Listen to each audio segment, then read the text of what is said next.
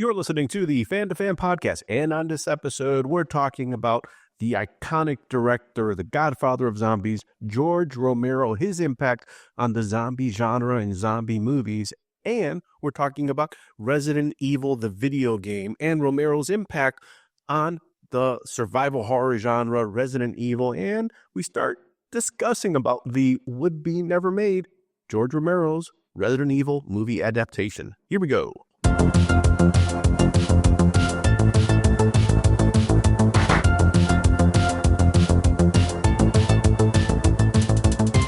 You're listening to the Fan2Fan Podcast. I'm one of your hosts, Bernie Gonzalez. With me today, as always, fellow co-host Pete Charbonneau. Pete, we like zombies. I think that's fair to say. Yeah, that's accurate. It's an accurate statement, Bernie.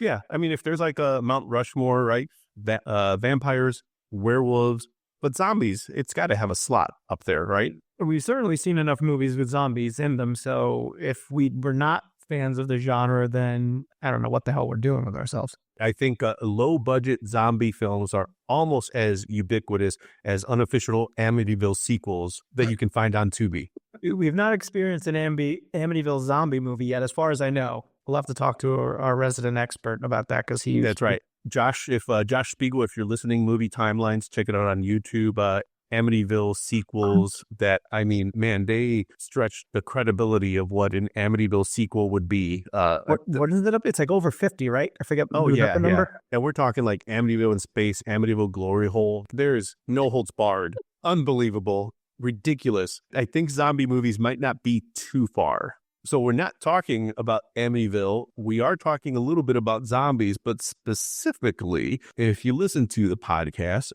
we talk about movies, TV show, comics, and video games. We don't talk as much about video games because I think I wouldn't consider myself an avid gamer. I haven't had a console since PlayStation 2. I think at some point I just had to realize it was way too easy for me to be addicted and play GTA for an entire weekend and then realize I don't know where my weekend went without any regrets. But every once in a while, you know, I do like to throw on some retro gaming and play Centipede or Contra or something like that. That kind of scratched my gaming itch. I think you're more of a gamer because I've heard you talk about some more modern games beyond Pac-Man and Q*bert. Yeah, I wouldn't call myself an avid gamer by any stretch.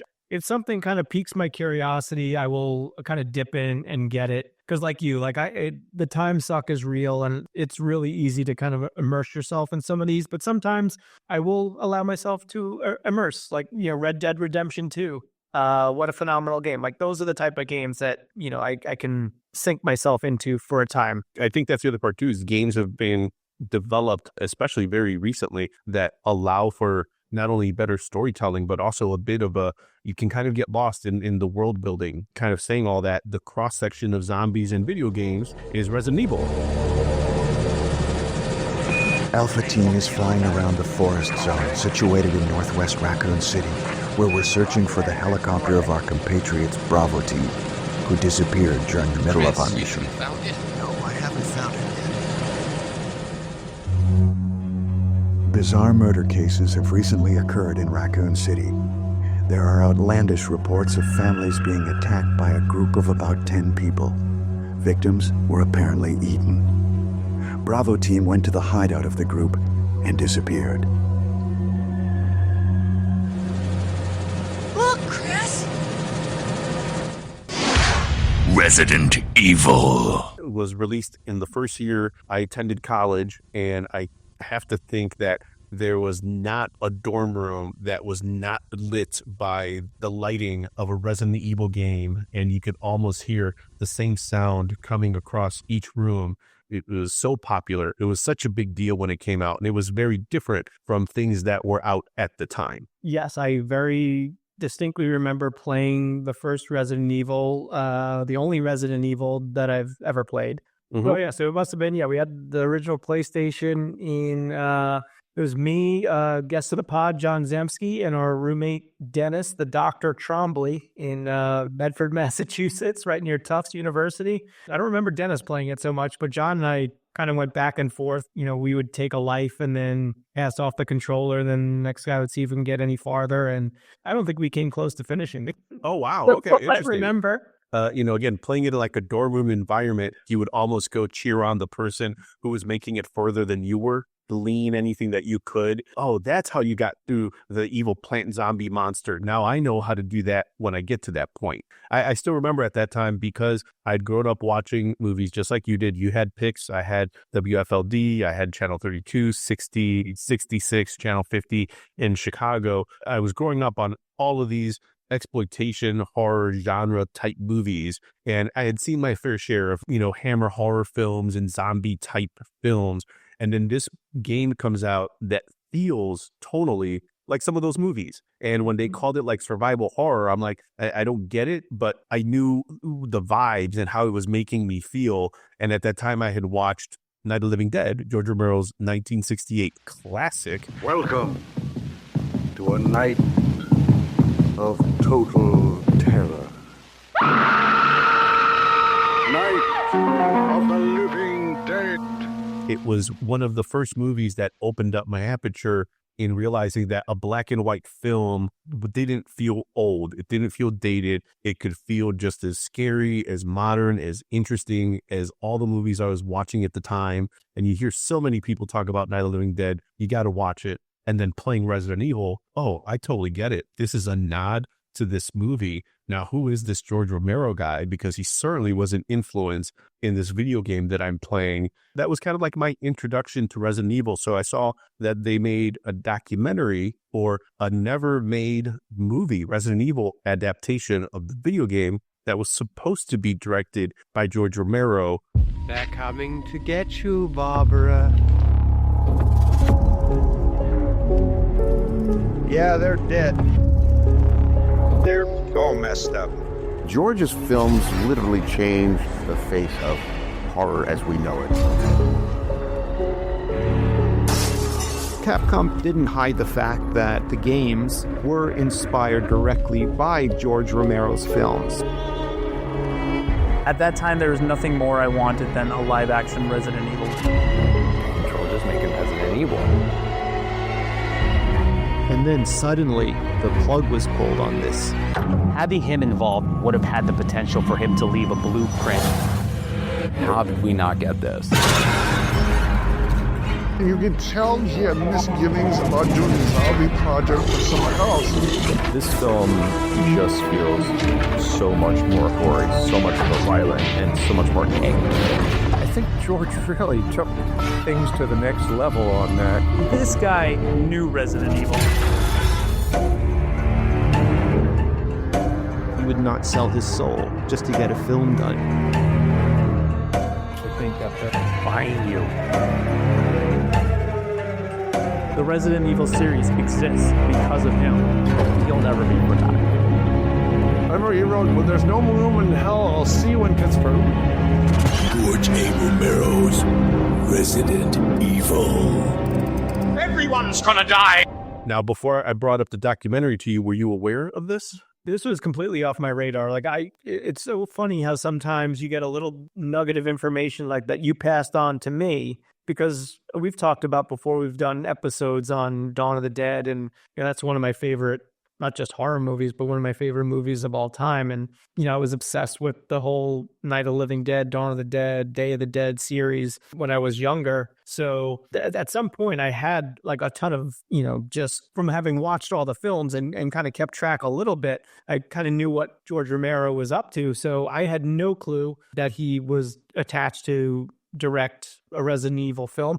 I didn't even know that he directed a commercial for, was it Resident Evil 2? Yep, also known in Japan as Biohazard 2. Yeah, it wasn't until the documentary that it felt like it filled in a lot of blanks regarding what his role in, and maybe the most unfortunate thing is why it never happened. For folks who listen to this who maybe are gamers and people who listen who like horror movies as much as we do, there's a cross-section here, especially when you're talking about a documentary that's trying to do something archival. You can see George Romero on the set directing those shorts you were talking about, those promos for the second video game, but then other talking heads, other people in the industry that worked with Romero that would have maybe even worked on this Resident Evil movie, what their memories are of what George Romero's Resident Evil would have been like.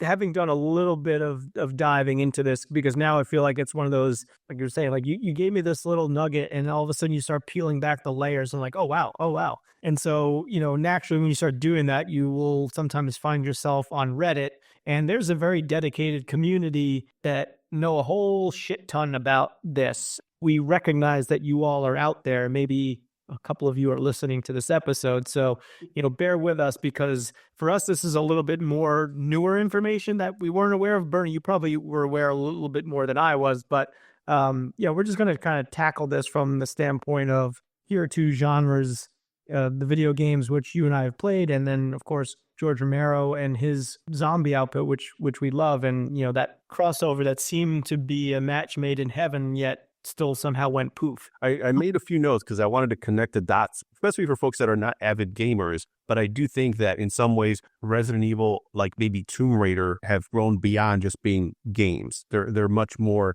than just a game on a system. Starting kind of like with Night of the Living Dead, and we'll talk about some of the copyright stuff briefly later, because it does kind of come into the ending of this whole story with what would have been George Romero's Resident Evil. 68, Night of the Living Dead comes out, and then after that, like you mentioned, Dawn of the Dead, 78. In 1968, George Romero brought us Night of the Living Dead.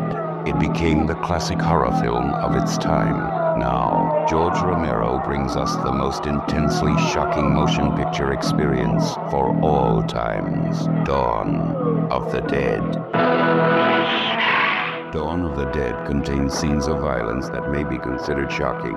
No one under 17 will be admitted. When you really start thinking about as iconic as Night of the Living Dead is, in some ways, like Dawn of the Dead in 78 is almost more of the quintessential zombie film, especially as we kind of know it now, as it inspired other people. Certainly inspired Lucio Fulci, because in 79 he makes Zombie, which is like this unofficial sequel to Dawn. You are in a room filled with your friends, but they are all dead. Suddenly, one by one, they begin to move, to live again. What the hell are they? Zombie. How can we stop them? Here, take this. Zombie. They are decaying. They are missing from their graves. It's shocking. That's why no one under 17 will be admitted. Safe.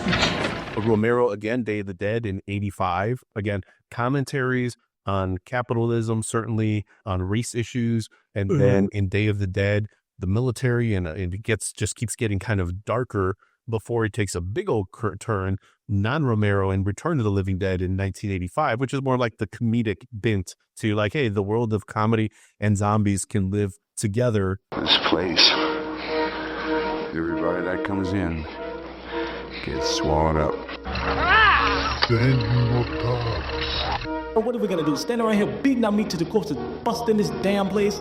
There ain't no way to stop those things. We gotta get the fuck out. We gotta get to the cars.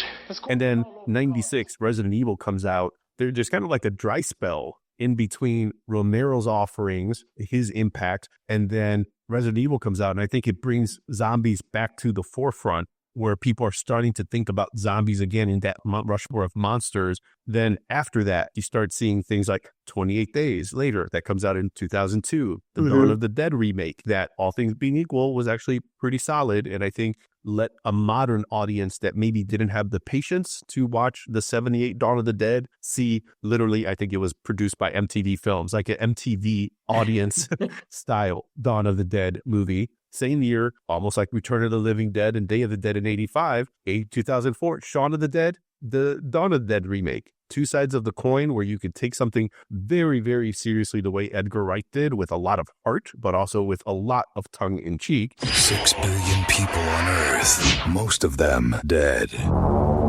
This summer, mankind's final battle begins. George A. Romero's Land of the Dead. Rated R. Starts June 20. Land of the Dead, Romero comes back. That zombie renaissance that happens, 2005, he makes that movie. Not a movie that I think, probably not an accident on your end. We don't really mention Land of the Dead or Survival of the Dead as readily as we go right to for that, yeah. Or Diary of the Dead, yeah, where it's like, hey, here's some found footage. Blair Witch is popular. Let's do found footage now. I will say, for all the fact that I did not love Land of the Dead for a number of different reasons, I have a feeling like that some of what he was talking about with like, the rich walling themselves off from everyone else in society, I'm like, he got it spot on with, with consumerism with Dawn of the Dead. Again, he may be ahead of his time with that one too. So we may be that one may be taking on some different, significance in the coming years. A lot of these genre films, right? Like they make talking about these topics accessible, I think, in the same ways that I always remember people talking about Twilight Zone episodes and Rod Serling being able to tackle race relations and classism through aliens and the supernatural. It made it so that it wasn't as scary or unapproachable. Romero, he wore his influences and the themes he wanted to explore on his sleeve. I Am Legend in 2007, where even though that's obviously inspired by the book, and then there's like the Omega Man movie, it's still like, oh yeah, there's an aesthetic there that feels like zombies that have a legacy where like, yeah, the Night of the Living Dead zombies, Romero, like being called the godfather of zombies. Yeah, there's connective tissue there to that. Zombieland, the Walking Dead TV show, Z Nation, all of those things. There's a debt to be owed to what Romero did in the same way that the creators of Resident Evil had that debt to Romero as well. Absolutely. I mean, before Romero comes on the scene, like zombies were like, voodoo bad guys in like 1950s movies, Bela Lugosi and Charles Lawton. It was like, I Walk with a Zombie and stuff like that. And out of their West Indian island comes a tale of terror and voodoo, of witchcraft and zombies, and all the weird black magic that the white man seldom sees. It is a tale of brother against brother, and their love for a woman who lived with the dead. And it is also the tale of a young nurse who never believed such things could happen.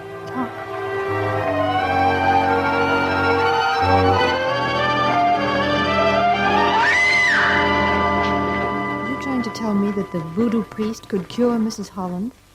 Better doctors. Dambala, this woman is ill.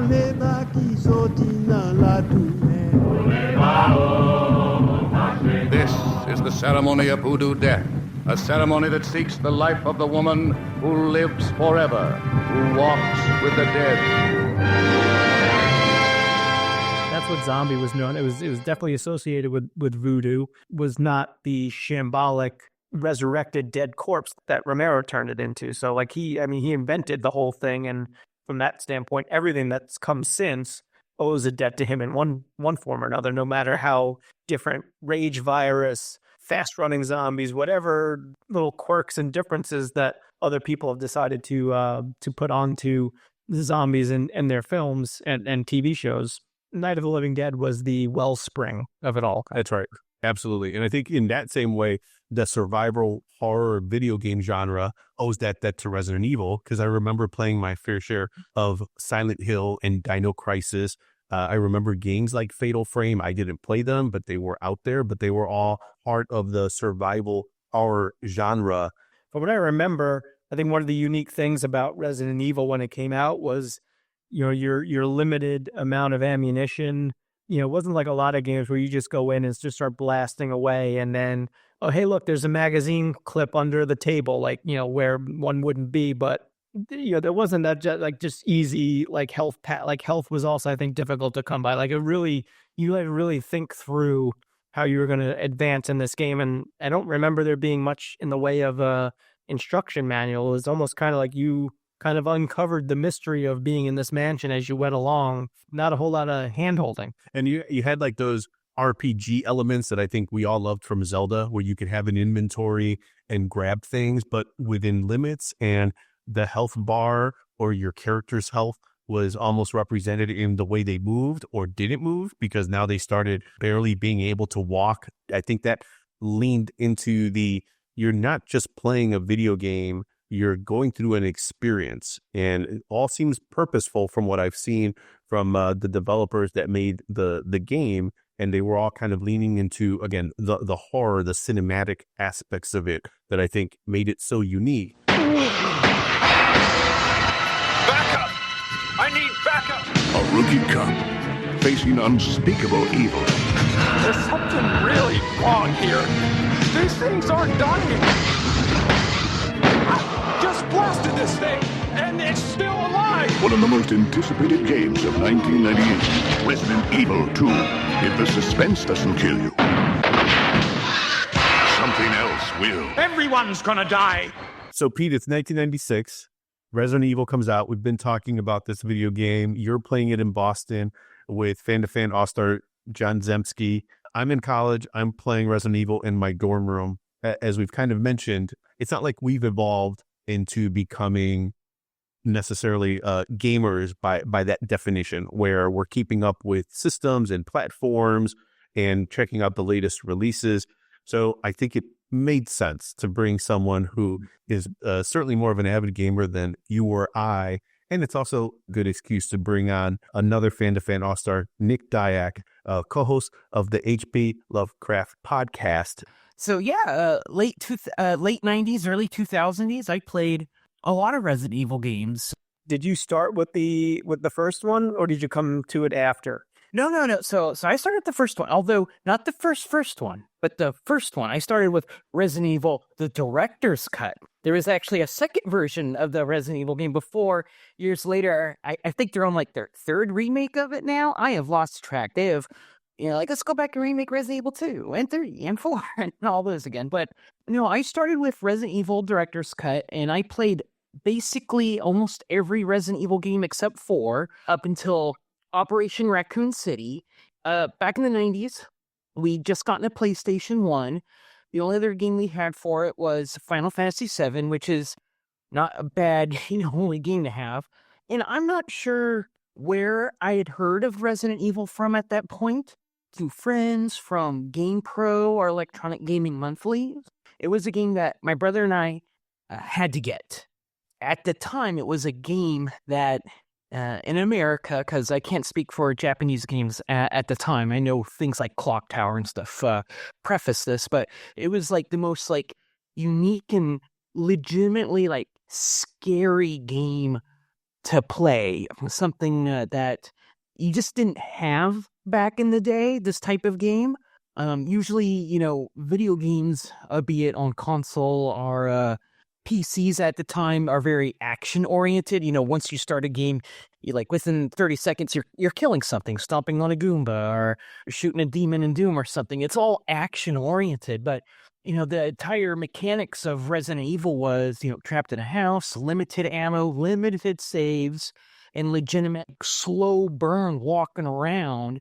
The antithesis of what video games were actually doing at the time, and because of that, it was truly scary. You walking through a corridor, and all of a sudden a zombie dog jumps through, and you have maybe 2 bullets or something. It was an experience that we've been improved on since then, obviously, but very unique at the time. It became known as survival horror, but when you think of other things like Dino Crisis, Fatal Frame, or Silent Hill that are part of the survival horror genre, really it kind of started with Resident Evil. So I think it echoes, like you were talking about, the cinematic qualities, the scary qualities, and also the fact that, it was survival. You didn't, when we were talking about the game, like one of the recollections we both had, it's not like there was a health pack available around every corner. If you got hurt and you only had 2 bullets, like you mentioned, Nick, you were barely getting through a hallway in this mansion, dragging your feet. The time it came out, it was on the PlayStation 1, so we were like, I think, what's that considered, 4th generation console gaming or whatnot.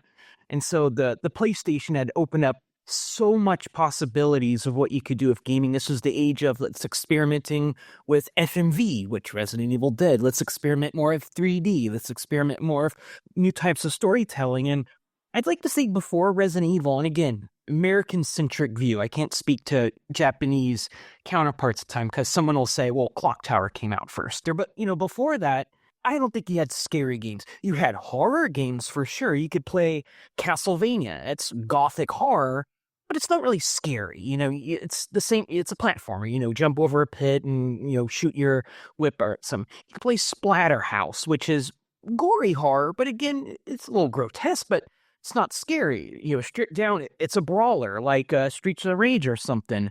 Even on like PC, which was mostly, first-person shooters and real-time strategy, there's probably some maybe scary point-and-click adventure games out there. Probably, I would say, a precursor almost to Resident Evil would be something like Maniac Mansion, which is you're trapped in a house, and even though it's a comedy game, you don't know it's lurking around the corner at any time an occupant will come and get you. But that was kind of about it. Resident Evil was the first, and again, Japanese games probably did it before Resident Evil, but the one that synthesized all this together. It was hard. It was scary. It was exciting. It had these polished mechanics that worked into that type of stuff. The limited ammo, the limited saves. So unique on all fronts that it became prototypical of what would follow. The Silent Hills, the Fatal Frames, the Dino Crises, the Evil Withins. When you mentioned the full motion video, that was something that was revolutionary, especially for me playing that video game. I always wanted to see the intro with the helicopter and moving its way with the STARS team through Raccoon City, through the forest, up to the mansion.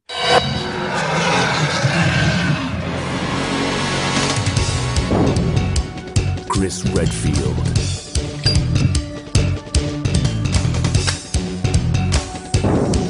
Jill Valentine.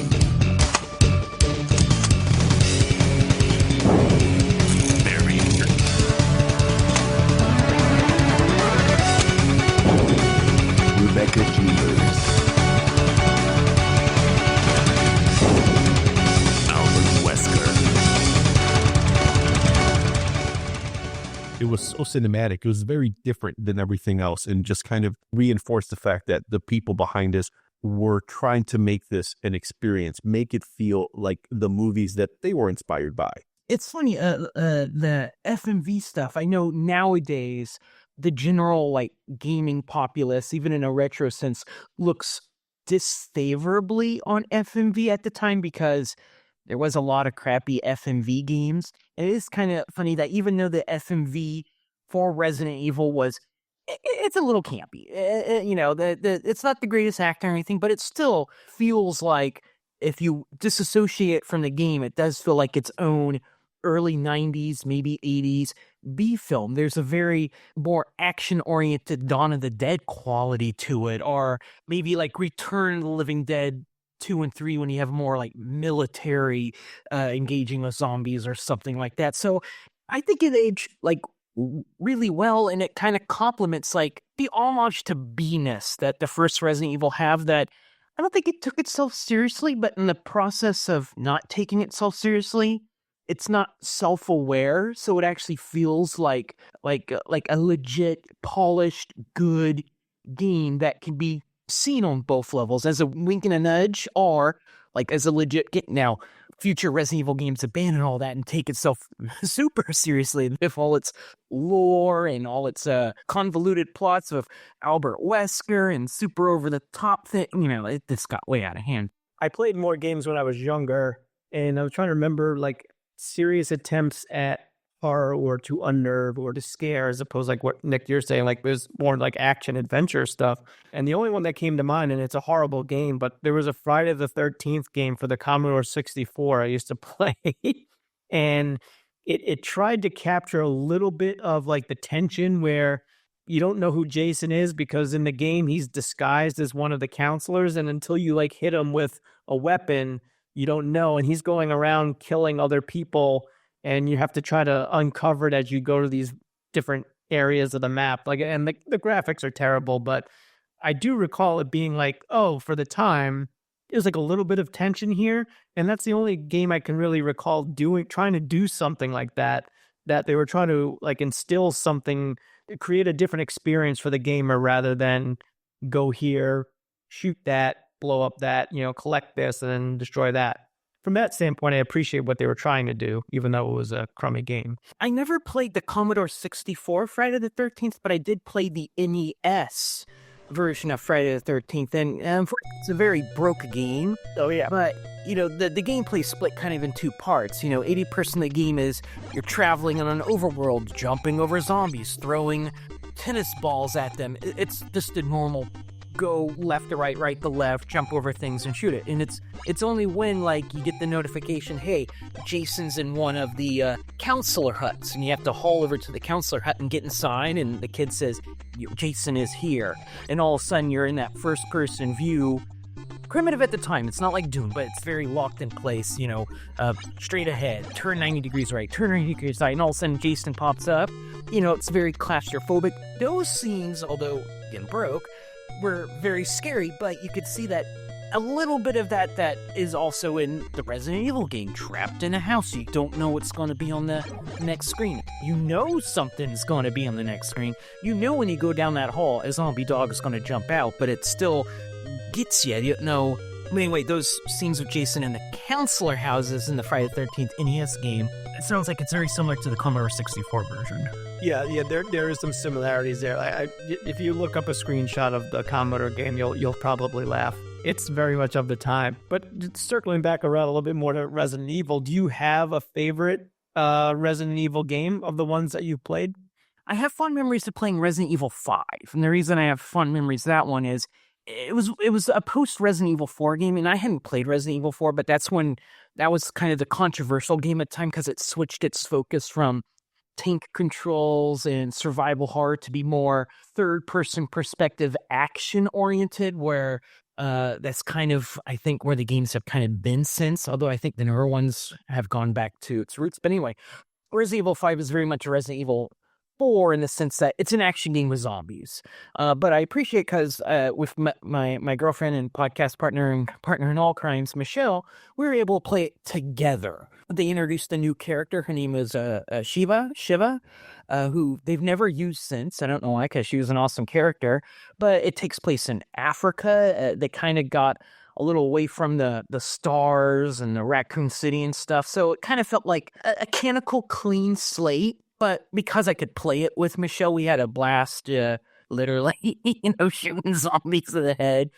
So I have fond memories of that, but I still think probably Resident Evil 1.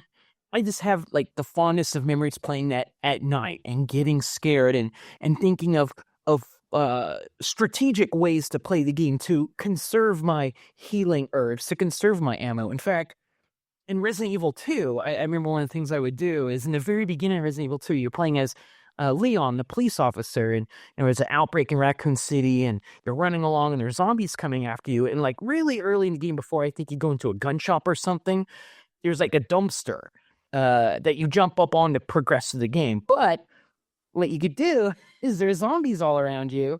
Instead of using your gun, if you switch to your knife, you get to stay on the dumpster and it takes forever, but, you can kill all the zombies around you just by going, ha, ha, ha, from the top of this dumpster. But it saves you like 10 bullets or something. So, it's a strategic thing to do in the game where every bullet is precious. I guess the last Resident Evil game I played was Operation Raccoon City, which was extremely different from any other Resident Evil game. It was one of those play it online only type games. It was not a very great single player game. It was designed like with a Call of Duty audience in mind, where you're playing as the bad guys, which probably would have been a cool concept. But after I finished that game, I think I got OD'd on Resident Evil, and I just didn't really have much interest to play some others. I know I need to go back and revisit them, but I started playing other survival horror games. Of course, the Silent Hills, Clock Tower, the Evil Within, survival horror genre. I could see it it has greatly evolved and expanded since the first Resident Evil, that there's so much similar, I hate to put it like this, but product to consume. There's this a plethora of great scary and scary horror games that have come out since that.